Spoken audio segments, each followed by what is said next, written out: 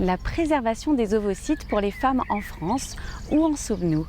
Le professeur René Friedman, grand spécialiste de la procréation médicalement assistée, à l'origine de la première fécondation in vitro en France et la naissance d'Amandine, il est là aujourd'hui à Genève, à la Fondation Brochet, auquel il a participé à un colloque très intéressant autour de la procréation médicalement assistée et plus particulièrement de la préservation des ovocytes pour les femmes.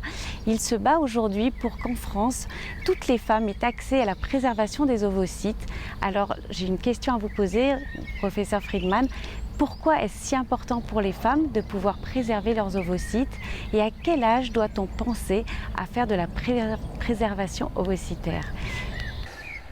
En fait, la congélation ovocytaire est un moyen de préserver sa fertilité lorsque l'âge avance et qu'on sait que l'âge est contraire à la réalisation du projet d'enfant. Donc ça voudrait dire qu'il faudrait que ça soit possible pour celles qui en ont besoin, bien sûr que ça ne soit pas imposé, ensuite éventuellement qu'on comprenne bien les limites, c'est pas la panacée, ça ne marche pas à tous les coups, et puis c'est une contrainte, et puis ça coûte aussi de l'argent d'une façon ou d'une autre à la société ou à soi-même selon le mode de fonctionnement de tel ou tel pays. Mais il se trouve qu'en France, jusqu'à présent, les femmes n'ont pas le droit de conserver leurs ovocytes, sauf si elles ont, j'ai envie de dire, une double peine, c'est-à-dire par exemple un cancer qui va, avec le traitement, détruire leur fonction ovarienne. Là, elles ont le droit de conserver, ou bien une endométriose, ou bien encore si elles acceptent de donner une partie de leurs ovocytes, c'est-à-dire qu'elles ne sont pas malades, elles veulent bien donner des ovocytes, mais elles veulent en garder pour elles. On voit bien qu'il y a des contradictions énormes, je veux dire, ou bien on autorise sur le plan du principe le recours à la congélation ovocytaire et on en définit les modalités, ou bien on s'y oppose. Mais les arguments pour s'y opposer ne tiennent pas la route, ce d'autant que les hommes peuvent conserver le sperme s'ils le désirent à des moments, par exemple, lorsqu'ils vont partir pour des militaires en mission ou bien d'autres situations un peu complexes dans leur vie.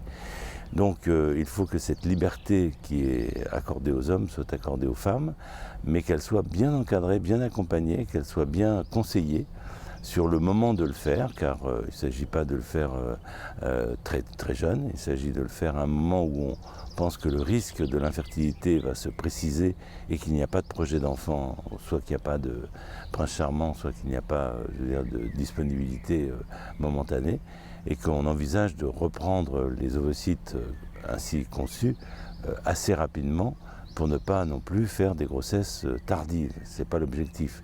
L'objectif, c'est de s'adapter à un moment à chaque femme qui souhaite programmer le moment de sa maternité.